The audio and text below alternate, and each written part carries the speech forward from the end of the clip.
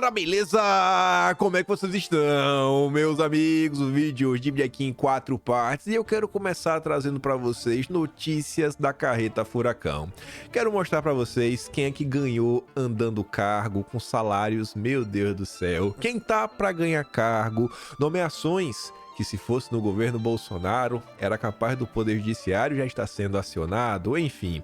Tem algumas atualizações também sobre a questão da Marielle, Júlio Lancelotti, mais umas coisinhas que rolaram ontem, para depois falarmos sobre economia, porque pela segunda vez pegamos a Globo na curva. A Globo fez uma mentira, né? Propagou a mentira, levou uma checagem e apagou o arquivo. Pelo menos a segunda queima de arquivo da Globo em que nós pegamos. A primeira foi no passado, durante a questão das chuvas, né, na questão do litoral paulista. E eu também quero falar um pouco sobre umas coisas ligadas à economia no Brasil, que tá de mal a pior, para depois entrarmos em 2 temas que se conectam. E eu acho que são os principais do vídeo de hoje. Vejam só. O Estadão publicou um editorial hoje, bem mentiroso, e que inclusive deixa claro que a candidata do Estadão para a disputa pela Prefeitura de São Paulo é a Tabata Amaral, vocês vão entender o porquê, e o Lula está se movendo nessa mesma direção, tentando nacionalizar a eleição, se for a Tabata também, mas o candidato dele mesmo é o Boulos. E aí eu quero trazer umas notícias internacionais, que eu acho que é um case que vocês, com conhecimento de Brasil, vocês vão chegar numa solução. Você vai falar, cara, é isso que está acontecendo. Como as coisas ficam claras, como a Globo, junto com o consórcio, realmente é um problema sério que temos que lidar. Mas vamos começar que tem muita coisa e para dar tempo de comentar sobre tudo. E já vejam. Faz o L, sabe? Aquele que treme, sabe? Que chora. Já falei pra vocês, a vida tá difícil. Ah, eu não consigo pagar minhas contas. Ah, eu queria colocar meu filho numa escola boa e tá tudo difícil. Faça o L. Faça o L. Cissa Guimarães receberá R$70 mil por mês para apresentar o Sem Censura. Lá na EBC, TV Lula. Na eleição de 2022, Cissa Guimarães foi uma das artistas a gravar um jingle para a campanha do então candidato Lula à presidência. E essa matéria aí do Paulo Capelli tá demais, viu? Rapaz, ele deve ser brigado com o primo. Aí, a matéria tem aqui, ó. Aquele L gostou. Olha o sorriso. O sorriso de satisfação de alguém que sabe que não vai ser deixada para trás. Sabe que na hora do vamos ver, tem R$70 mil pingando na conta. Eita, poxa, velho. Olha aí, olha aí, olha aí. R$70 mil por mês. Vocês não fazem o L. É só isso, gente. Prosperar no Brasil é fácil. É só fazer o L. Só faça o L. Só faça. Que aí você vê, ó. Você fizer o L direito, a sua hora vai chegar. Porque Lula não deixa os seus aliados para trás. Ministro liga para acionistas da Vale e, em nome de Lula, pede Manteiga na presidência da mineradora. Lula está irredutível. Ele não quer o Manteiga como simples conselheiro, presidente do conselho. Ele quer o Manteiga, presidente da Vale. Salário podendo chegar a R$60 milhões por ano. Se alguém tinha alguma esperança de que Lula desistiria da esdrúxula ideia de ver Guido Manteiga na presença da Vale, é melhor desistir. O petista quer porque quer enfiar a goela abaixo de uma empresa privada há quase 30 anos, um companheiro que ele considera tremendamente injustiçado. Hoje, Alexandre Silveira, a que Lula incumbiu de executar esse seu desejo, arregaçou as mangas e começou a operar oficialmente. O ministro de Minas e Energia já ligou para mais de um acionista importante da mineradora e, falando em nome do presidente da República, disse que Lula não abre mão de ver Manteiga na presidência da empresa. Façam o L. E não para aí. Não para aí. Não para. O que eu disse já no início. Essa daqui, se fosse em outros momentos, se fosse numa era diferente, acho que o Poder Judiciário já teria sido acionado para barrar um amigo, indicação de um amigo, rapaz. Se eu não me engano, o Ramagem também já foi chefe da segurança, né? Mas tá ali, ó, ex-chefe da segurança de Lula assume nova diretoria da Polícia Federal. O delegado Alexander Castro de Oliveira, ex-chefe da segurança de Lula, assumir a diretoria de proteção à pessoa, a DPP da Polícia Federal. A nomeação acontece, né, na transição aí, sai Flávio Dino, entre o Ricardo Lewandowski. Façam o L. Façam, só isso. É assim que se prospera na vida. Parabéns aí a todos, né? Óbvio que eles também têm que passar no concurso público, né? São dos 500, mas depois você faz o L que sua vida vai dar certo. Aí veja, já que a gente falou de PF, caso Marielle. A Polícia Federal diz que fechou só uma delação e critica vazamentos. Olha só, a Polícia Federal do Lula, né, que até hoje a gente se pergunta, né, como é que a Globo recebe tantas informações, principalmente quando era ali sobre Bolsonaro, de inquéritos sigilosos. Como a Globo recebe tanta informação? Essas informações que vão contra Bolsonaro, seus apoiadores, seus aliados, essa polícia nunca reclama, tá sempre bom, bacana, etc, né? São vazamentos do amor. Já do caso Marielle, aí é ruim. Aí é ruim, aí critica. E tá ali, ó, na nota, a Polícia Federal destaca que a divulgação e repercussão de informações que não condizem com a realidade comprometem um trabalho investigativo e expõem cidadãos. A corporação ainda informa que as investigações seguem sigilo, sem data prevista para seu encerramento. O problema é só se fosse, né? Só não tem problema quando é contra Bolsonaro. Notícia de delação de Rony gera crise e a equipe cogita deixar o caso. Como assim? A notícia que o Rony Lessa fechou um acordo de delação, publicado no domingo pelo Lauro Jardim, instaurou uma crise na investigação do caso Marielle, devido ao temor de que possíveis delatores recuem da decisão de colaborar com a justiça. A Polícia Federal não confirmou nem negou até agora que Rony tenha topado fazer delação, até que haja homologação da justiça, nada é dito, extraoficialmente. A orientação da equipe de investigação é tampouco confirmar. Mas, quando é contra Bolsonaro, né? Nossa Senhora. Aí, não quero sugerir nada, mas só levantando aqui um ponto, me marcaram isso daqui ontem. Esse perfil aqui, ó, verde e amarelo. Acho que ele tem um ponto interessante. Ponto interessante. Até porque lá na frente a gente vai voltar a falar dos Soros. Olha o que ele disse. Interessante mesmo é o fundo da Marielle Franco receber 10 milhões de dólares da Open Society Foundation em 2018 e no ano seguinte, 2019, explodem as buscas ligadas a Bolsonaro com o crime. Olha, é o site oficial da Open Society. Fundos de investimento, doação de 10 milhões pretende incentivar a presença e protagonismo de mulheres negras na política brasileira. No ano seguinte, a coisa cresce exponencialmente, com direito à Rede Globo, fazendo matéria fake, Bolsonaro porteiro. Um ano antes, 10 bilhões de dólares. É no mínimo uma baita coincidência, mas o Brasil é o país das coincidências, a gente sabe que não passa de uma coincidência, né? Não passa disso. Aí, só pra comentar aqui e constar, porque, pelo visto, ninguém liga mesmo. A gente comentou muito sobre o Said Tenório. Se vocês pegarem um Atlas de outubro, tem um capítulo inteiro dedicado a ele, né? Não é um capítulo. Dentro de um capítulo tem um subtema inteiro dedicado sobre este cara. Quem é ele? Não é só um extremista que fez postagens das mais absurdas nas redes sociais. Ele é uma pessoa que tem contatos, assim, de alto nível com pessoas que eu acho que realmente deveriam ser chamadas de extremistas. Mas que a Globo são grandes agentes da democracia, né? Pessoas aí, família do Oriente. E onde ele tava? Tava ontem. Desculpa, ontem não, na terça. A reunião do Ministério dos Direitos Humanos. Depois de todos os escândalos, depois de ter sido demitido, inclusive, do carro que ele ocupava, ele voltou a passear entre a turma do Lula. É, assim, é inacreditável. Simplesmente Lula e sua turma não ligam. Saiu no Metrópolis, mas eu não vi sair na Globo. Eu não vi sair na Folha de São Paulo. Eu vi que saiu na Gazeta do Povo. Mas na Globo não saiu. E nem vai sair. Essas são as informações que eu acho que a população brasileira deveria estar sabendo. Mas a gente sabe como é que funciona a assessoria de comunicação, né?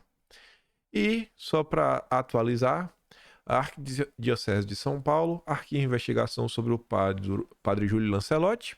A Arquidiocese, ela arquiva, né, e fala que o vídeo sem autenticidade, né, retratava um homem brincando consigo mesmo. E aí eu falou, onde é que vou aqui esse vídeo? Não parece que é verdade, aquilo outro, etc, tudo mais. O que eu sei é que na internet o pessoal, quando esse vídeo foi compartilhado, o pessoal também mostrou o telefone do WhatsApp. E quando você olhava que era o dono do telefone do WhatsApp, acho que era mais uma informação que corroborava para justificar o motivo de tantas pessoas estarem insatisfeitas com esse padre e estarem preocupadas com sua possível atuação, né, no Brasil como um todo. Mas beleza, vida que segue. Entrando aqui sobre questões ligadas à economia e queima de arquivo, pelo menos a segunda, vejam só. Começando com a notícia bem básica. Inflação do arroz acelera e preço médio de 5 quilos supera R$ 25. Está sendo bem comum, acho que desde ali do final de novembro, as pessoas postando lá o saco de arroz de 5 quilos. Tá padrão? Todo mundo comentando sobre isso. Aí no dia de ontem, eu recebi de algumas pessoas diferentes um videozinho sobre reduflação.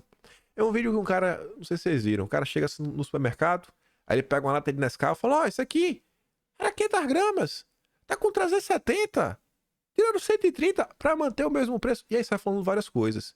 E teve outro vídeo também que fazia a comparação de preços no governo Bolsonaro e no governo do amor. Aí, para minha surpresa, e realmente eu acho que vai ser surpresa, né? Porque saiu na coluna da Miriam Leitão, 70% dos alimentos e bebidas tiveram redução de tamanho desde 2021, mas o preço continua o mesmo. Talvez seja por isso que a Miriam Leitão ainda tem coragem de abrir a boca para falar que os preços não estão subindo. É porque o tamanho dos produtos que está caindo. Para não ter, aumentar o preço. E o cliente ficar chocado e falar, meu Deus do céu, como é que pode? Era 10, agora tá 50? Não, diminui. De 1 quilo para 300 gramas. Óbvio que a redução é desse tamanho. É de 500 para 370. De 500 para 400 gramas. E aí? Aí você mantém o preço. E tá ali, ó. A diminuição do volume dos produtos com a manutenção do preço é chamada reduflação. E está relacionado ao aumento da inflação que eleva os custos de produção das empresas e diminui o poder de compra do consumidor. Por conta disso, muitos fabricantes consideram reduzir o tamanho para manter a média de preços e evitar que os compradores abandonem suas marcas. É o marketing da era Lula. O preço não subiu, é só o tamanho que reduziu bastante. Aí, vejam que coisa. Neste vídeo, né, a Daniela Lima, ela tá falando que o poder de compra do brasileiro foi corroído quase que pela metade em 10 anos. E não, o poder de compra segue o mesmo. Assim, é bem simples e qualquer pessoa meio que percebe isso. E aí o pessoal caiu em cima da Rede Globo. Como vocês podem ver, né, em cima aqui desse tweet tem escrito assim, ó, two captures, né, 2 capturas, 24 de janeiro. Esse aqui é um formato, né? Quem já utilizou o site, eu peguei isso aqui no Archive. Essa postagem ela foi arquivada porque a Rede Globo apagou. Mas nós tínhamos. E além de ser uma mentira, tinha mais coisas nesse tweet que vocês já vão entender. A Daniela Lima fala assim: um levantamento feito pelo G1 mostra que o poder de compra do brasileiro foi corrido quase pela metade em 10 anos. Em 2013, era possível comprar 1 litro de leite por R$ 2,91 e 1 quilo de feijão por R$ 5, tá? Mas será que os salários não aumentaram? A Daniela Lima, ela lida como se o salário mínimo, por exemplo, não aumentou. Tá o mesmo até hoje. Aí várias pessoas foram desmentir a Globo. E se vocês forem ver, essa postagem eu peguei nas últimas horas, este post está indisponível, porque a Globo apagou. Globo apagou, queima de arquivo, fake news. Fake news, mas tá ali o link, ó. Pode pegar esse link, digita lá no Archive, que você vai ver que você vai ser redirecionado pro post da Rede Globo. Para não restar dúvida, que é sobre a questão dos preços, né, poder de compra, eu trouxe três comentários. Primeiro, meu Deus, o que fizeram com a Globo News? Essa matéria é a síntese do jornalismo militante histérico que se apossou do grupo. Simplesmente confundem poder de compra da moeda com poder de compra do brasileiro, como se a renda nominal no produto tivesse ficado parada. Pegaram o salário médio real da PNAD e deflacionaram de novo. É de dar pena. Aí outro comentário, olha ali embaixo, ó. Este post está indisponível. Olha o link da Globo, ó. Gente, isso está simplesmente errado. O rendimento do trabalho não caiu nos últimos 10 anos. Só andou de lado. A consultoria provavelmente deflacionou uma série que já estava deflacionada. Outro RT em cima da postagem foi de uma menina chamada Carlinha Damasceno, que ela diz: tá levando check-out? Mentirosos do cão. Ela tava falando o seguinte: vocês tomaram uma verificada? Foi? E tomou. Talvez a Globo pagou exatamente por isso, né? A fake news da Globo News foi desmascarada. E a Globo, que não tem nenhuma. A Globo não tem nenhuma preocupação mesmo em mostrar para a população qual é a verdade. O negócio é abafar para se venderem o tempo todo como os maiores especialistas do planeta Terra. E se vocês forem no perfil oficial, né, do Notas da Comunidade, tá ali, ó. Leitores adicionaram a nota da comunidade a este post. Aí você fala, mas Kim, eu não estou vendo o nome Globo News. Calma. twitter.com, aí da Natal barra Globo News, embaixo tá barra 142393421. Mas será que esse número é relativo à Globo News? Bom, olha o final. 1749 81689 8689 2422 0713 0713. Provando, sim, foi a postagem da Globo que levou uma verificação. Se a Globo tivesse algum compromisso com a verdade, ela manteria a postagem, ela compartilharia a própria postagem, no mínimo com um erramos. No mínimo, fala que erra. Fala que foi um erro, já que não quer assumir a fake news. Propagadores de mentira, com o único objetivo: olha, desde que a Dilma caiu, o poder de compra do brasileiro só fez cair. Por isso que precisamos do Lula. Do Lula, essa era Temer Bolsonaro, nossa, né, do obscurantismo. Óbvio que esse era o objetivo. Porque a Globo, no final do dia, é espécie de assessoria de comunicação pro Dilma. E aí falam também de economia. A Globo vem batendo palma, né? Pro novo plano aí da indústria. Nova Indústria Brasil, NIB. Até então não vi nenhum comentário crítico ao programa do Lula, pelo contrário. A Vera Magalhães fez uma nota, né? Bem elogiosa. A Globo também escolheu a dedo alguns especialistas para falar, todo mundo elogiando. Mas achei alguns comentários interessantes. Você vê. Pércio Arida fez campanha para o Lula, fez o L ativamente, defendeu o Lula na Globo, foi cotado para assumir algum cargo, quem sabe até ser ministro. E o Pércio Arida resolveu falar sobre o novo programa, né, do Lula para a indústria. Vamos ver o que ele disse. Vamos ver se é algo bacana. Quanto mais se cria subsídios, maior a demanda dos subsídios. O argumento do subsídio, normalmente, é que ele estimula o emprego, né? Então, a firma paga menos impostos, pode empregar mais gente. Esse argumento é falso. A firma emprega mais gente, mas você tem um buraco no orçamento que seria muito melhor se você deixa a economia funcionar normalmente e apoia mais pobres com dinheiro. Imagina que é um burocrata que escolhe se essa indústria merece ou aquela indústria merece. Aí tem lobby, tem pressões, o Congresso imobiliza. Quando você abre a porta para dar benesses, a fila aparece sozinha. Imagine o burocrata escolhendo para quem vai dar. Cara, ajuda o pobre. Ajuda o pobre, porque senão no final do dia quem que vai receber? Os campeões nacionais. E aí anteontem fiz uma análise, abri o PDF para dar uma olhada. Eu falei, gente, eu não sou economista, eu não vou sair olhando item a item relacionado a questões econômicas, mas eu vou olhar a parte política do projeto do Lula. E na parte política, como a gente comentou, tem mercado de carbono. Isso não tem a ver com critério de seleção, mas tem uma agenda de controle. Só que logo depois do mercado de carbono vinha a taxonomia saudável, sustentável.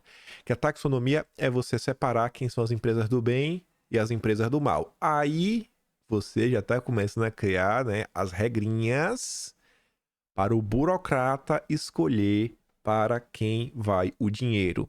Quando eu vi isso, aí você junta a componente PT, Lula, aí você fala, meu Deus, campeão nacional, não tem como dar certo. Não tem como dar certo. Mesmo não sendo economista, analisando os aspectos políticos, vejam só. E aí falamos sobre isso. Aí agora você vê um economista, nacionalmente conhecido, validado pelo consórcio, cotado para assumir um carguinho no governo Lula, falando dos aspectos econômicos. Tem como esse país dar certo? Se você faz o L, pelo menos para você vai dar. Aí, como eu falei no outro dia, eu não sou preso a dogmas. Não é questão assim, o subsídio, eu sou totalmente contra. Eu acho que o ponto, tanto que exatamente por isso eu trago esse vídeo aí do Pércio Arida, porque no final ele tá falando o seguinte, né? O grande problema é, você vai deixar que um burocrata decida para quem vai ir esse dinheiro no governo Lula, porque tu não ajuda o pobre. E eu acho que esse é o grande ponto.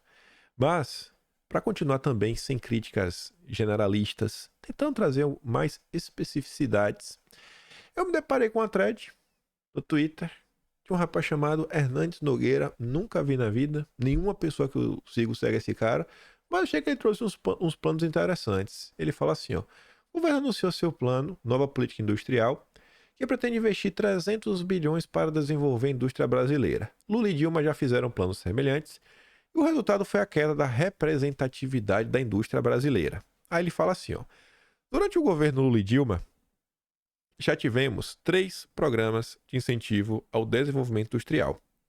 PITCE em 2005, PDP em 2008 e PBM em 2011. Estes 3 juntos já gastaram mais de R$ 1 trilhão e nenhuma das metas estabelecidas foi cumprida. Falei, pô, rapaz, sacanagem, viu? Desde lá, a representatividade da indústria no PIB só caiu. Mas se você olhar, não é assim que só caiu, né? Você estava aqui, ó, o nível PIB, a porcentagem do PIB relativa à indústria, graças à indústria. Você vê aqui, ó, 2010. O Lula tá saindo, né, último ano do Lula, para entregar para Dilma. Aí começa a cair, ó. Cair. Aí quando a Dilma tá saindo, o Temer tá na baixa. 21. Aí chega aqui, né? 2019, essa linha aqui, ó. É bem aqui, ó. É exatamente aqui, onde tá o mouse, ó. 2019. Aí você vê que... Pega até a caneta. É exatamente aqui, ó, nesse vértice. Vou botar aqui uma setinha. Exatamente 2019, uma baita coincidência. É Bolsonaro assumir e a indústria volta a crescer. Deve ter alguma coincidência. É uma coincidência. Mas enfim. Várias plantas industriais foram construídas devido aos incentivos. Porém, a utilização da capacidade industrial caiu. Plantas ociosas geram um custo fixo maior, consequentemente diminui as margens das indústrias e encarece os produtos, porque tem crédito. Mas você não tem um projeto de país, um projeto de desenvolvimento, você não sabe para onde você vai, o povo compra, vai, investe, vai fazer aplicações, mas não tem oferta, desculpa, não tem demanda. Tem oferta, mas não tem demanda. Então, são fábricas que não trabalham em plena operação, trabalham com 30%, né, da capacidade, 40%. E você vê, a utilização da capacidade industrial só vinha caindo. Como consequência, a produtividade do Brasil é a mesma há 30 anos. 30 anos. E nos últimos 30 anos, eu acho que a educação também vem caindo vertiginosamente. Para se ter uma ideia, um estudo feito pelo IMD da Suíça, com 64 países, o Brasil ficou entre os últimos, ao lado de Venezuela e Mongólia. Hoje, um trabalhador brasileiro demora 1 hora para fazer o que um trabalhador americano faz em 15 minutos. Vou falar conhecimento de causa. Eu já falei isso antes. Minha experiência de ir numa oficina mecânica no Brasil é você no lugar, muitas vezes que o cara, sei lá, adquiriu um conhecimento, fez um cenário, às vezes a família do cara tinha uma coisa, ele trabalhava para alguém, foi aprendendo, depois montou a bodeguinha dele, aí tem na parede Normalmente um painel de madeira, que ele bota uns preguinhos aí, risca pra botar ali as ferramentas. E ele contrata lá uns meninos, dá uma ajuda, né? Faz um serviço no carro. Se você quer uma coisa um pouquinho a mais, aí você tem que ir naquele lugar que só faz aquilo. Não, aquele lugar é só radiador, aquele lugar é só isso, é só aquilo outro. Beleza. E o cara vai trabalhando, na maior parte do tempo, com ferramentas 100% manuais. E não são nem ferramentas manuais premium. Por exemplo, a famosa chave cachimbo que tem, né? Que é aquela que é, você pode regular ela. É isso que é. Você pode regular. Normalmente, acho que até as que vendiam. É porque não tinha no Brasil que ela não tinha chavinha de girar. Você meio que dava uma travada e aí ela ficava. Ela tem uma catraca interna, mas enfim. São ferramentas bem simples. O cara leva um tempo X para fazer. Normalmente, quando tem alguma ferramenta mais robusta, é uma pistola pneumática. O cara bota lá para tirar parafuso de roda, né? E para fazer outras coisas. E que não é uma ferramenta você aplique muita coisa, porque às vezes a força é muito grande, você pode meio que quebrar, dependendo do que você vai tirar. Já quando você vem para mecânica, aqui na Austrália, cada mecânico aqui existe o pressuposto que quando você é contratado, você leva todas as suas ferramentas. Todos os mecânicos aqui têm o seu próprio toolbox, sua própria caixa de ferramentas. Normalmente é um armáriozinho de metal, pelo menos assim um metro e 50 de altura, no mínimo, para caber tudo dentro, né? Com várias gavetas, várias ferramentas mais variáveis que você quiser pensar, de uma qualidade totalmente diferente, mas eu não conheço um mecânico, que não tenha pelo menos assim um set básico de uma impact wrench, que seria a pistolinha pneumática, o pessoal tem que ficar procurando às vezes, cadê a mangueira de ar comprimido elétrica, às vezes agora, as últimas, meu Deus, qualquer uma fuleirinha agora, atualmente, mais de 600 Newton. Tá, eu sempre me atrapalho. Isso é Newton metro. Mas enfim, força absurda coisa. Aí o cara tem um impact drive, que é o cara pra botar uma chave de fenda, uma chave Phillips na boca, aí vai fazendo, ou algum soquete, né? 10 polegadas, 12 polegadas, fazer trabalhinho pequeno. Então, se você para e pensa a velocidade que o cara vai trabalhar, tendo todas as ferramentas na mão, não dá para competir. Você vai para o ramo da construção civil, aqui as casas normalmente são de madeira. Todos os trabalhadores têm todas as ferramentas, cada um tem o seu kit, tudo elétrico e tudo sem corda. É tudo a bateria. Os caras têm assim, um jogo de umas 5 baterias. Ele tá usando, às vezes, 3, tem 2 sempre no carregador. Ele vai trocando e vai trabalhando tudo. Desde aquela história da Invist, né? Aquela pistola que dispara o prego, a nail gun. A famosa Makita, né? Aquele que gira. Tudo, gente. Tudo. Como que você consegue ter um ganho de produtividade? Onde no Brasil, a gente tá no carrinho de mão, na pá. E aqui o cara tá com tudo elétrico. Várias ferramentas para otimizar o tempo de serviço. Isso a gente está falando só do aspecto tecnológico da coisa. E o aspecto intelectual, eu acho que dá para falar sobre isso. Porque eu vejo aqui na Austrália, diferente do Brasil, e eu fico pensando, cara, por que o Brasil não pode colocar algo assim? Aqui tem e funciona, e é a coisa mais comum do mundo. Acho que a Austrália virou a Austrália sendo assim. Você lembra quando você aprendeu na escola sobre questão do aprendiz, mestre-aprendiz, dos ofícios? Como é que você chamava isso? Mas enfim, você aprendia meio que um ofício. O cara chegava lá e, cara, eu vou te ensinar. Aí você é lá, você é aprendido, você é melhorando. O pessoal aqui, às vezes, sequer faz um curso técnico, porque existe um programa mínimo do governo que normalmente as empresas seguem, porque as empresas querem qualificar o cara e sabe que precisa realmente ensinar tudo pro cara bem bonitinho e faz bem feito, não faz de qualquer jeito, não é na maluquice. Então tem os programas, sabe, pro aprendiz, o cara faz o apprenticeship. O cara, imagine, ao invés de você gastar dinheiro para fazer um curso técnico, você ganha para aprender. Óbvio que você vai começar com o serviço o mais baixo possível. Você vai crescendo e não para. Aí o cara lá faz, normalmente o mecânico, normalmente é 4 anos. Que seja mecânico, que seja o carpentry, né? O carpinteiro, tudo. O plumber, o electrician. que você vai fazendo, o sênior ele vai atestando ao longo do processo, você vai indo apresentando documentação para o governo, para no final você ganhar a sua certificação, você ganhar o seu registro, como se fosse o CREA, e você poder realizar as atividades, aprendendo realmente na prática, sendo treinado diariamente, um programa estruturado, que passa pelo governo, que dê um direcionamento.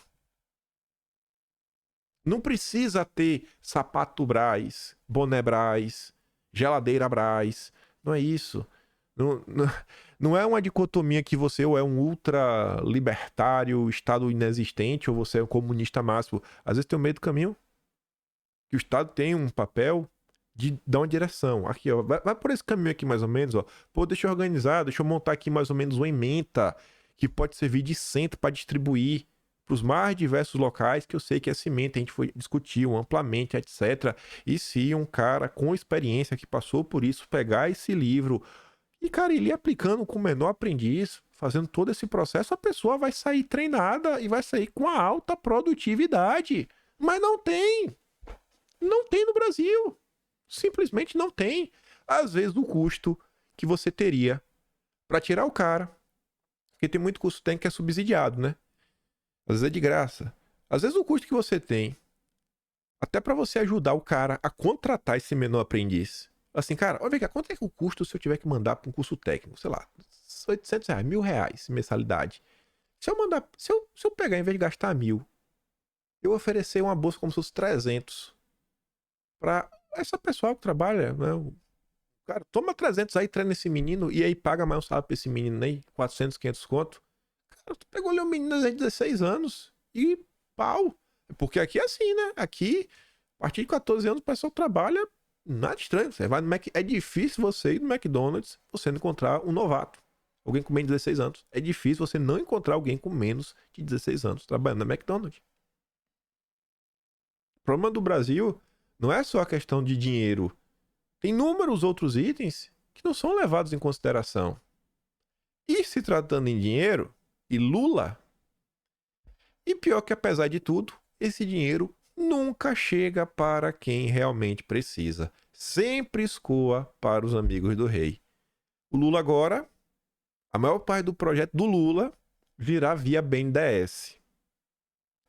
BNDES gastou 1,2 trilhão com empresas amigas como JBR e BRF. Aí pense no que o Pércio Arida falou. Pense na hora que o burocrata foi escolher quem que vai ganhar os benefícios. O lobby. Os campeões nacionais. Não vai resolver. Não é má vontade. Não é jogar contra. É fazer uma análise básica. Debruçar um pouquinho sobre o tema, ouvir pessoas que trazem mais conhecimento, você botando tudo onde você fala, não vai, gente. Simplesmente não vai. Não vai. Lula está plantando novo desastre com política industrial, diz Helena Landau. É assim, você bota o novo na frente para fazer o velho. De novo você vai escolher os setores a dedo. De novo você vai dar crédito direcionado. E quem que vai escolher? A forma tá bem clara, né? Serão os verdes, serão os sustentáveis. Será a turma da Agenda Verde? Ela ressalta que o problema no Brasil não é financiamento aos projetos e sim segurança jurídica, que é outro ponto, as licenças ambientais. Vai começar uma obra embarga. Tem tanto problema no Brasil que não passa por dinheiro, mas o Lula não quer resolver. Não quer. Esse daqui foi um comentário bem assim, generalista, né? Sem nenhuma especificidade, que eu resolvi trazer por única razão. Porque o Nildo Ourix, ele já foi filiado ao PT, é um professor respeitado pela esquerda, então eu falei, pô, então fala com... tem lugar de fala para reclamar.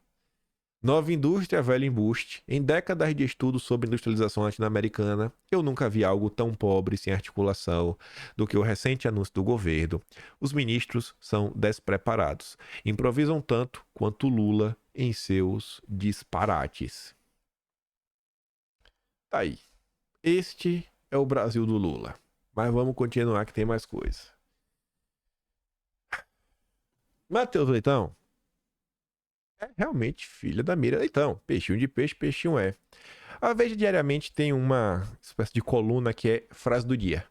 E normalmente o cara responsável pela escolher a frase do dia é o Matheus Leitão. E normalmente as frases do dia sempre são contra Bolsonaro. Matheus Leitão é tarado em Bolsonaro. O que esse menino faz no banheiro, meu Deus do céu, viu? Aí estaria Matheus Leitão, frase do dia. Frase do Lula contra Bolsonaro. O ex-presidente não tinha governança deste país. Quem governava era o Congresso Nacional. Ele não tinha sequer a capacidade de discutir o orçamento porque ele não queria ou porque não fazia parte da lógica dele. E nós resolvemos restabelecer uma relação democrática com o parlamento. Lula, presidente da República, respondendo sobre a forma como o líder da extrema-direita governava em entrevista à Rádio Metrópole da Bahia. Extrema-direita. Hoje a gente vai falar sobre isso. Extremismo. Vamos falar. Aí, hoje de manhã, o Estadão solta o seu editorial, em nome do grupo, declarando apoio à Tabata. Ideologia não tapa buraco. Em entrevista recente à Rádio Metrópole, eu sei que o Matheus Leitão quis destacar, Lula fez um novo movimento para tentar transformar a eleição para a Prefeitura de São Paulo em uma espécie de terceiro turno da eleição presidencial de 2022. O petista disse que considera a disputa na capital paulista muito especial para ele e para seu partido, porque o pleito seria, em sua visão, a confrontação direta entre o ex-presidente e o atual presidente, entre eu e a figura. Tá. É o Lula que está nacionalizando. Porque, de coração, gente, vocês lembram alguma movimentação de Bolsonaro falando, eleição de São Paulo, vai ser eu contra o Lula? Eu não vejo. Eu tento não vi. O Bolsonaro tá bem de boa. É o Lula que tá puxando essa corda. Eu tô destacando isso por quê? Porque o Estadão vai falar que Bolsonaro faz isso. Não bastasse ser interesseira, para não dizer mentirosa, a fala do Lula, blá blá blá, chega a ser ofensiva com a inteligência e a sensibilidade dos quase 9 milhões de eleitores paulistanos. Lula os trata como sujeitos incapazes de pensar sobre os temas próprios da realidade local, aquele que os afetam diretamente, para diante da urna decidir seus votos motivados por sua rinha pessoal contra Bolsonaro. Veja só. O Estadão tá falando, eleição de São Paulo não é ideologia? Não, é problema. E problema se trata com gestão. Não é com ideologia. E Lula tem um candidato, né? Que é o Boulos. Mas vamos continuar. É evidente que o ex-presidente também tem grande interesse em nacionalizar como tem dito, a eleição municipal na Assembleia do país. Onde Bolsonaro disse que ele iria nacionalizar a eleição do estado de São Paulo. Onde ele disse? De coração. Onde? Eu realmente quero saber. Onde Bolsonaro disse? Mas é a fake news do Estadão. É que o Lula é ruim e o Bolsonaro é pior. É uma aplicação disso em outro contexto. Ou seja, reduzir os futuros candidatos à Prefeitura de São Paulo a meros coadjuvantes da batalha particular que travam entre si, do interesse apenas de Lula e de Bolsonaro, que não vivem um sem o outro. Quem tá ficcionado no outro é Lula. Bolsonaro tá vivendo a vida dele. Para ambos que se danem os interesses dos munícipes. De onde que saiu isso? O debate público na capital paulista será empobrecido, se ao fim e ao cabo, prevalecer a tentativa de nacionalização da eleição municipal. A cidade tem uma série de problemas, oportunidades, blá blá. São Paulo, aí vem, ó. São Paulo está visivelmente mal cuidado. E aí está listando vários problemas da cidade de São Paulo. Ideologia, como já dissemos, não resolve qualquer um deles. Lula e Bolsonaro podem falar o que quiserem, mas seus discursos não taparão buracos, nem abrirão a vaga sequer nas creches ou escolas da prefeitura. Peraí, ó. Se o Estadão tá reclamando do Lula, tá falando que ideologia não tapa buraco, e a gente sabe que o Lula tem um poste dele, que tá bem claro que é o Boulos. E se o Estadão tá fazendo questão de deixar claro que São Paulo tá mal cuidado, tá isso, tá aquilo outro, e o atual prefeito, ele tá vindo pra reeleição, eu acho que o Estadão tá deixando claro que também não quer o atual prefeito, que em tese seria o candidato de Bolsonaro. Então, se o Estadão não quer o candidato de Lula e o Estadão não quer o candidato de Bolsonaro, não quer colocar ideologia, quer trazer gestão, tá falando em escolas, creches, será que o Estadão Tá apoiando a Tabata, sim ou com certeza? Sim ou com certeza? Os paulistanos terão uma bela oportunidade de mostrar que a polarização paralisante não é destino e que é possível desviar das armadilhas montadas pelos que querem levar o país a acreditar que seu futuro está ligado ao de quem quer dividi-los, movidos por interesses unicamente pessoais. Quem é que está acima da polarização? É a Tabata, candidata do Alckmin. O Estadão segue sendo o Estadão dos Mesquita, do mesquitismo, desde a bucha, passando pelo golpe. É o mesmo Estadão. É o mesmo Estadão. O mesmo papinho tecnocrático. Né? Trabalha aí de joelhos no mercado financeiro. E sempre colocando palavras que Bolsonaro jamais disse na boca dele. Sempre acusando Bolsonaro de coisas que ele jamais fez. Aí, quem também andou falando de Bolsonaro, você vê, eu tô procurando onde está a fala de Bolsonaro sobre os outros. Mas, quando você olha quem tá falando de Bolsonaro, a gente já falou do Lula e agora o vice da Janja, que é a vice-presidente do Brasil mesmo, é a Janja, né? Não é o Alckmin. O ex-presidente é um desocupado, diz Alckmin sobre Bolsonaro. E aí, essa é aquela típica matéria que a direita só lê a manchete. Que todos os comentários da matéria só giraram em torno da manchete. Eu normalmente leio além da manchete, né? Porque, sei lá, vai que tem uma coisa interessante e nessa tetinha. O ex-presidente é um desocupado. Não é que ele atrapalhe o governo, é uma coisa meio panfletária, meio descompromissada com as coisas. Fake news e advoga uma tese quase incivilizatória. Quem não é democrata não deve participar da eleição. E esse discurso de não participar da eleição, isso é complicado. Porque assim, vem cá, o que o Bolsonaro está fazendo? O Bolsonaro acaba representando uma parcela muito grande da população do eleitorado. E o Alckmin está vindo com a ideia de não pode participar da eleição. Que é um pouco diferente da esquerda, que é prender Bolsonaro. E esse negócio de não participar da eleição realmente é um negócio. Realmente é algo, é uma corrente de pensamento. Isso aqui não é uma fala aleatória. Não é uma fala aleatória. E eu vou mostrar umas coisinhas para vocês. A gente volta pro Brasil. Mas primeiro, quero fazer uma escala em Nova York. E de Nova York a gente vai para, sei lá, Frankfurt. Que vejam só, é que eu já falei para vocês, né? No Brasil, está cada vez mais claro, diversas pautas são importadas. Vem lá de fora. Quantas matérias por dia o New York Times não publica? No mínimo umas 300, né? 200, mínimo. Por que o New York Times mandou essa pro Globo? Ou por que o Globo escolheu logo essa? Tribunal Superior da Alemanha proíbe financiamento público para partido neo-NZ. E essa matéria, ela vai ficando assim estranha quando você compara com outras matérias, inclusive da própria Globo. Olha a manchete. E quem escreveu essa matéria, originalmente a Globo só republicou em português, foi o New York Times. Um jornal, assim, da extrema esquerda, identitária, globalista, ligado ao Partido Democrata. O Tribunal Superior da Alemanha retirou de um partido o direito ao financiamento público e as vantagens fiscais normalmente estendidas às organizações políticas.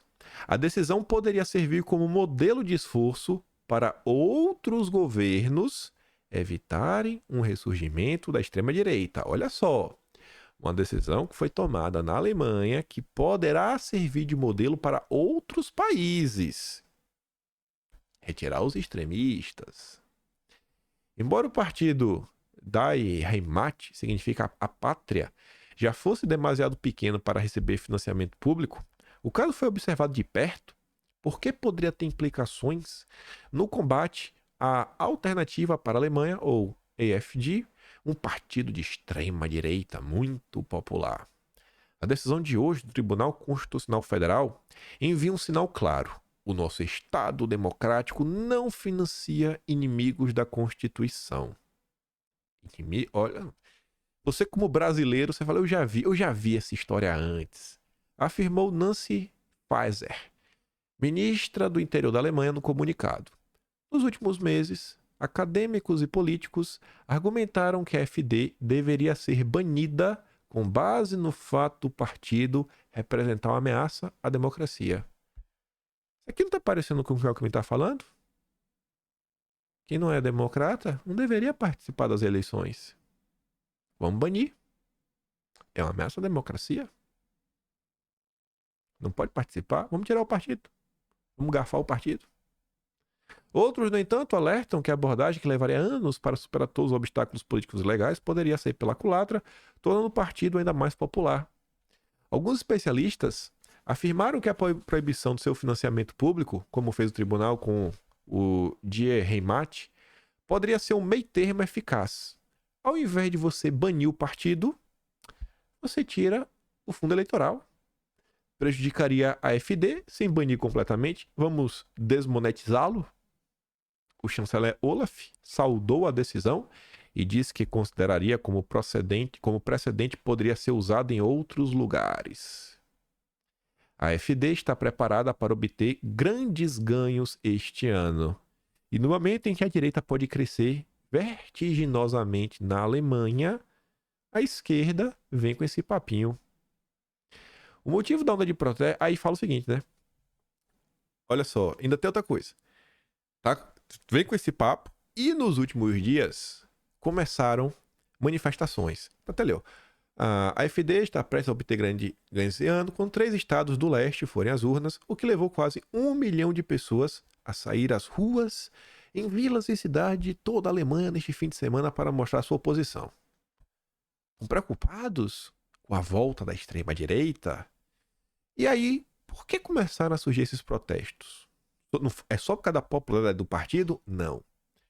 Foram as notícias de uma reunião secreta envolvendo representantes da AfD, membros da ala direita do principal partido conservador, a União Democrata Cristã, que acho que é CDU, a sigla de lá, que era o partido da Angela Merkel, neo-NZ conhecidos, olha, já meteu de novo a palavrinha que deixa todo mundo assim, meu Deus, não, jamais, e empresários.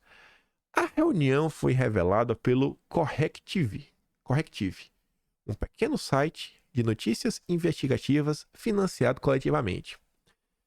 Aqui foi aquele momento que eu falei, rapaz, utilizarei do meu conhecimento de Brasil para solucionar e entender a Alemanha. Pequeno site de notícias investigativas. Na hora veio na minha cabeça o Intercept. Financiado coletivamente, o Intercept. Será que foi o Intercept alemão que soltou a nota, um clickbait, para criminalizar a direita, pré-período eleitoral e que está ganhando apoio de todo o consórcio, como foi no Brasil? E a gente sabe que o Intercept, né? Ele era financiado, inclusive, foi fundado pela turma do Pierre Omidyar, da Luminate. Tomara que eu tenha deixado o print que eu preciso, mas eu acho que eu apaguei esse print. Vamos ver. Guarda isso na cabeça. Vamos ver se a experiência Brasil serve para explicar. Dias antes, essa nota aqui, ó, foi de agora. Foi de ontem, 4 da manhã. Dias antes, a Globo, mais uma vez, importando matérias internacionais da AFP, dizia: mais de 250 mil pessoas protestam na Alemanha contra o partido de extrema-direita. Olha só, na internet, as pessoas falavam em 100 mil. A AfD falava em 250 mil. O New York Times já jogou para 1 milhão. E aqui tá falando de extrema-direita. O New York Times tá falando de neo-NZ, ideologia do bigode. Mas 250 mil compareceram em toda a Alemanha em protestos contra o partido de extrema-direita, a AfD, que causou indignação após a revelação de que membros da sigla discutiam um plano de deportação em uma reunião de extremistas. Tá. Mas eram extremistas sozinhos ou eram extremistas que também tinha os neo-NZ? Por que só falou extremismo, né? A AFP, não acho que a imprensa internacional ia deixar de comentar se tivessem. Ou será que foi o New York Times que inventou que tinham NZs lá? A onda de mobilização contra o partido de extrema-direita foi desencadeada por um relatório de 10 de janeiro de outlet investigativo Corrective, que revelou que membros da AfD discutiram a expulsão de imigrantes e cidadãos não assimilados em uma reunião com extremistas, mais uma vez. E mais uma vez, não cita nenhum neo-na. Né? Entre os participantes das conversas estavam Martin Sellner, líder do movimento Identidade da Áustria, que adere à teoria da conspiração, substituição populacional, que afirma ter um plano por parte de imigrantes não brancos para substituir a população nativa branca da Europa. Divisão conservadora. A notícia da reunião causou ondas de choque por toda a Alemanha em um momento em que a AfD cresce nas pesquisas de opinião, apenas meses antes de 3 importantes eleições regionais no leste da Alemanha, onde seu apoio é mais forte.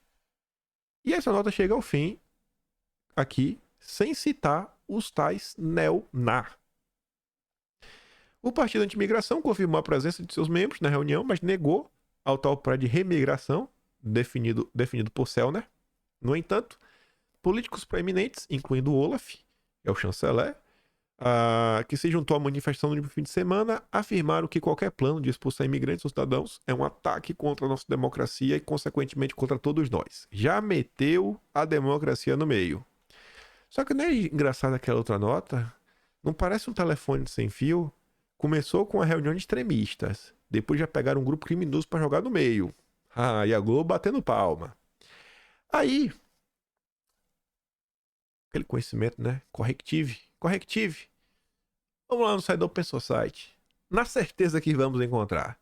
Tem essa doação aqui em 2020 para combater a desinformação durante o período do Fique em Casa.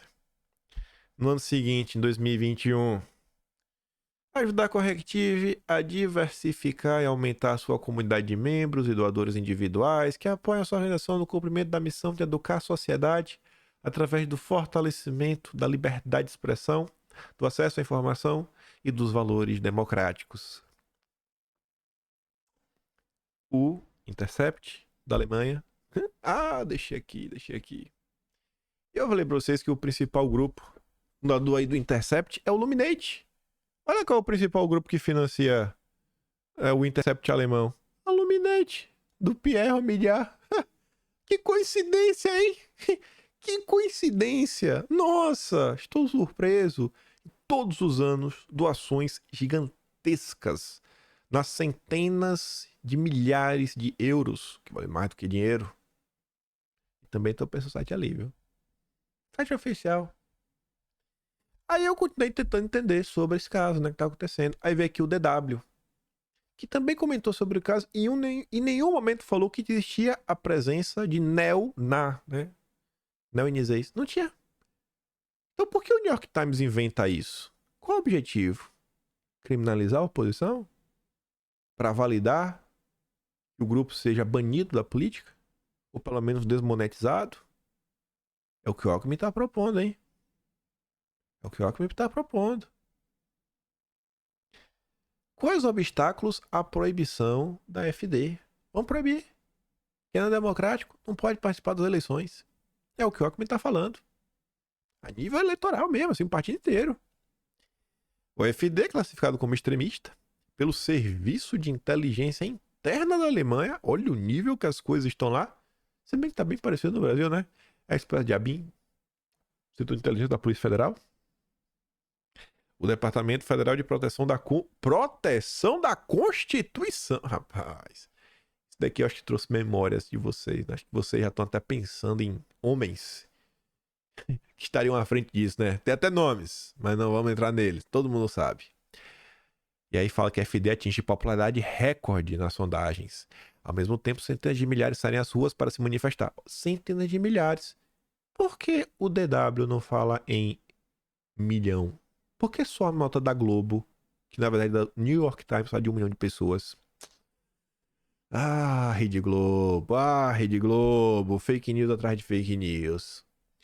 Também no parlamento alemão, deputados debateram sobre como lidar com a AfD, as 3 bancadas parlamentares dos partidos de coalizão do governo. Olha quem são os democratas na Alemanha. Os sociais-democratas, o Alckmin, do jeito que o Estadão gosta. Os verdes, do jeito que o Lula gosta. E os liberais, do jeito que o Lula gosta, que o Estadão gosta. Esses são os democratas. Se você não é liberal, se você não é social-democrata e verde, ou comunista, você não presta. E aí eles apresentaram uma moção com o título Democracia Resiliente em País Diverso. Eu já vi isso no Brasil, né? Uma posição clara contra os inimigos da democracia e os planos de expulsão. Inimigo da democracia. O motivo do debate foi a publicação de uma reportagem revelando uma reunião sigilosa de extremistas de direita nos arredores de Berlim. O evento teve a presença de membros da AfD e da ala mais à direita da União Democrata Cristã, CDU, Partido Conservador da ex-chanceler Angela Merkel. Nele foi debatido um plano para a chamada remigração de milhões que emigraram para a Alemanha. Por que só a nota do New York Times fala de 1 milhão e sobre neo-NZ nesse evento? Para que radicalizar tanto? É porque a nota do New York Times seria republicada na América e na Europa? Bem que na Europa o pessoal consegue ler, tá do lado, né? Vai para repercutir na América, para dar ideia. Pegar um case de sucesso na Alemanha para replicar, para validar mais perseguição contra os inimigos do regime. Ao contrário do antigo NPD, que é o Diemat, esse partido aí que agora está proibido de receber fundo eleitoral, a AfD está aproveitando a onda de sucesso. Entretanto, a legenda só é classificada como comprovadamente extremista de direita em 3 dos 16 estados alemães. Deve ser o estado que a esquerda está no poder, né? Por isso, provavelmente, Faeser deve se mostrar cética sobre a viabilidade de um processo de proibição. O Tribunal Constitucional Federal estabeleceu altos obstáculos para uma proibição. Entretanto, ele acredita que, ao invés disso, seria mais fácil excluir um partido anticonstitucional do financiamento estatal. E onde a AfD está sob monitoramento? Nos estados do leste alemão, Turíngia, Saxônia e Saxônia-Anhalt, a AfD pode ser monitorada como um caso de observação com a utilização de métodos como escutas telefônicas, por exemplo. O especialista em direito constitucional de Berlim acredita que, pelo menos nesses estados, o partido pode ser excluído do financiamento estatal. Você vê como são as coisas, né? Lá já é válido, pelo bem da democracia, espionar políticos. Espionar pessoas que possam significar uma ameaça. Quando o Alckmin veio com essa conversa, não, ele não é democrata, ele não deveria participar da eleição. Eu já vi isso. Está sendo discutido no mundo. Gente, qual é o partido que realmente sempre foi o puxadinho disso? A gente comentou ontem. PSDB. Fundado por Fernando Henrique e pelo Alckmin. Alckmin é membro fundador. Foi escolhido pelo Fernando Henrique para ser o seu sucessor. Perdeu, mas foi escolhido. Você acha que Alckmin não é o verdadeiro entreguista? Assim como o Lula, um vassalo de forças internacionais? Quando eu vejo o Alckmin falando isso, eu falo, cara, eu já vi isso. Saiu da boca dos chefes dele. Os chefes do Alckmin já estão falando sobre isso. Aí, voltando pro Brasil, isso aí já falei pra vocês várias vezes, bolsonarista, o Castanhon não é de jeito nenhum. A imprensa neoliberal, empregada de banco, classifica todas as forças ascendentes na política ocidental como extrema-direita. Mas o que elas são é antiglobalistas, de várias matizes. Fiquei surpreso, eu falei, nossa. Se as pessoas tivessem esse mínimo de honestidade, o Brasil era outro. Há duas formas de atribuir o termo extrema à economia ou à política. No primeiro sentido, nos extremos, temos quem quer estado mínimo ou estado máximo na economia, neoliberais versus socialismo real. E no segundo sentido, extremista é quem recorre à violência no processo de tomada do poder. Quais das figuras rotuladas assim mereciam a denominação? Nem Meloni, nem Le Pen, nem Trump têm posições ultraliberais. Ele não tem. Ou recorre, a milícias para tomar o poder. O único que se enquadra em uma das categorias é o único que a imprensa brasileira não chama de extrema-direita. Aí ele falou o cão Milei. Por quê? Porque eles é que são de extrema-direita. A imprensa brasileira é extremista no sentido econômico e apoia o modelo que nos últimos 30 anos nos transformou no país mais fracassado do mundo. Para ela, ser de esquerda é falar todes e pagar a bolsa esmola do Friedman. O resto é extremismo, ultranacionalismo e semelhantes. Aí tava aqui. No time. Eu sei que o Gustavo, ele é próximo, por exemplo, do Aldo Rebelo. Eu acho que vocês conhecem um pouco do passado do Aldo Rebelo. Vocês conhecem um pouco do passado do Aldo Rebelo, né? Pelo amor de Deus, todo mundo conhece um pouquinho. O que você me diz dessa matéria da Folha de São Paulo? Aldo Rebelo só reforça bolsonarismo de Nunes. Diz o grupo de Boulos. Aldo Rebelo, bolsonarista. Sério mesmo? Sério. Aí é de baixo. Substituto de Marta na gestão Nunes. Rebelo prestigiou grupo tido como neo-fascista pelos Estados Unidos. Engraçado, né? A imprensa nunca tratou mal o Aldo Rebelo. A imprensa nunca tratou o Aldo Rebelo assim. Pastor Aldo Rebelo tá do outro lado. Não tá do outro lado. Pastor Aldo Rebelo não está do lado do Lula e já está sendo tratado assim. Quem são os verdadeiros extremistas? Eu tenho pra mim mesmo, por achismo. Eu acho que essas notícias aí, essas duas, eu acho que foram que fizeram, por exemplo, sei lá, o Castanhon escrever isso, talvez ele nem tenha percebido. Também não tenha percebido. Porque eu vi que essas duas notícias aqui, gente, elas circularam bem fora da bolha da direita, né? Principalmente o pessoal que segue, o Aldo Rebelo, etc, tudo mais. E assim que ele foi anunciado na turma do prefeito, as diversas bolhas mais à esquerda no Brasil começaram a bater boca entre si, por exemplo. Esse aqui é o Christian Lynch. É aquele cara que inventou o...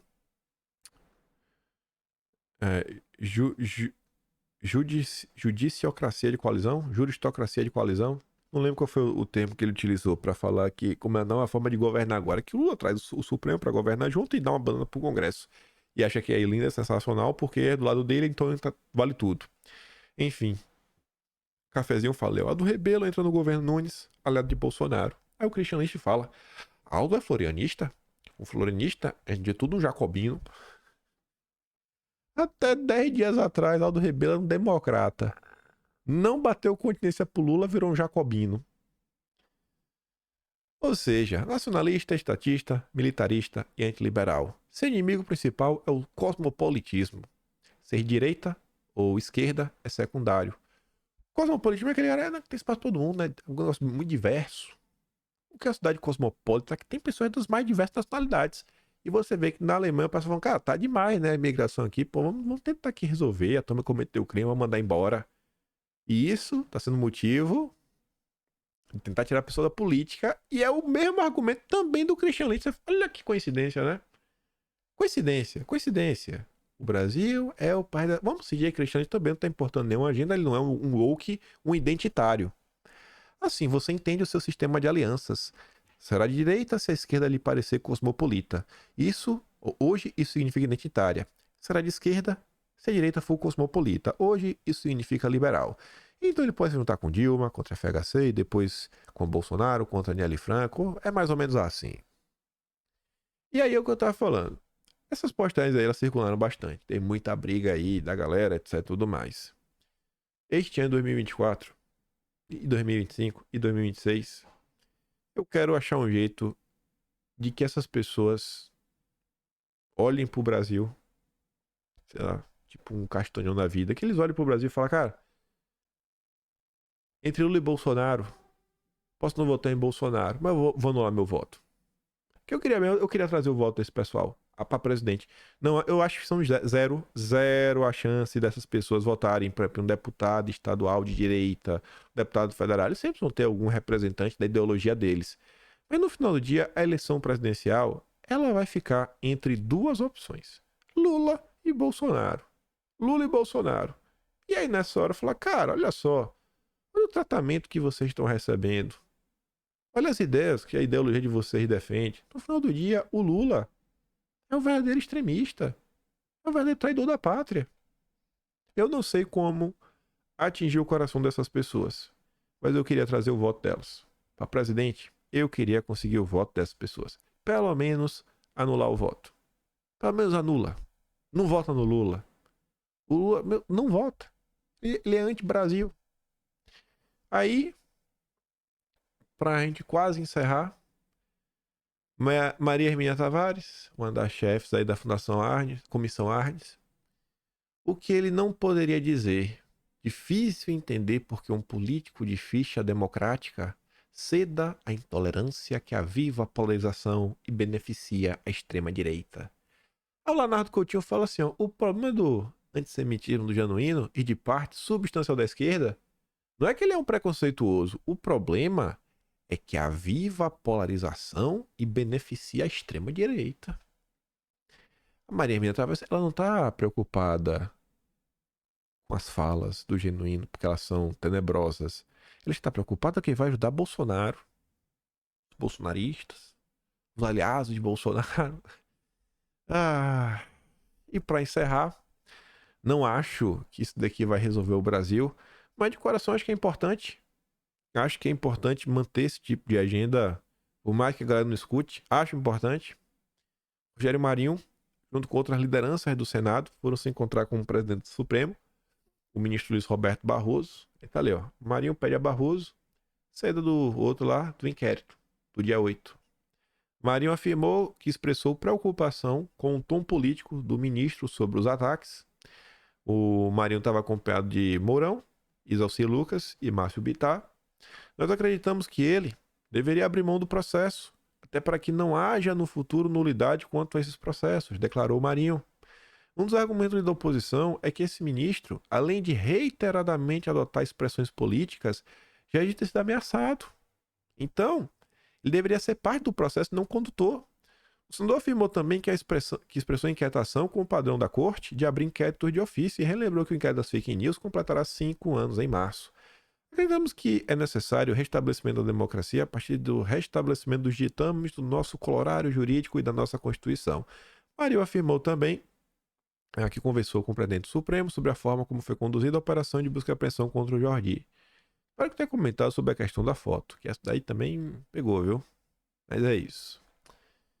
Chegamos aqui. Se gosta do meu trabalho, quiser mandar um pouquinho mais, pode estar membro do canal, tem um botão de valeu, tem um Patreon na descrição, tem um Atlas brasileiro, empanhe.com.br, único registro de tudo que está acontecendo no Brasil. Vou mandar o vídeo lá do Parceria no Telegram. Aparentemente, graças a vocês, o Telegram lá deve ter recebido várias denúncias, né? Derrubou o canal fake. E vocês também comentaram, eu vi que várias pessoas comentaram, recebi mensagem da Cristina Grêmia falando, pô, valeu aí pela força, não tava vendo isso daí, que absurdo. O pessoal da Bárbara também conseguiu derrubar. Eu vi, a Paula Marida tomou conhecimento. Absurdo. E eu comecei a ver que pessoas comuns também, eu vi que pessoas comuns começaram a falar. Tem um perfil no Twitter, Flávia Leão, ela falou, gente, quero com o meu nome. Aí tava lá o professor Canitz. Meu perfil no Twitter, o cara, assim, gente, é um golpe generalizado que tava sendo feito no Brasil.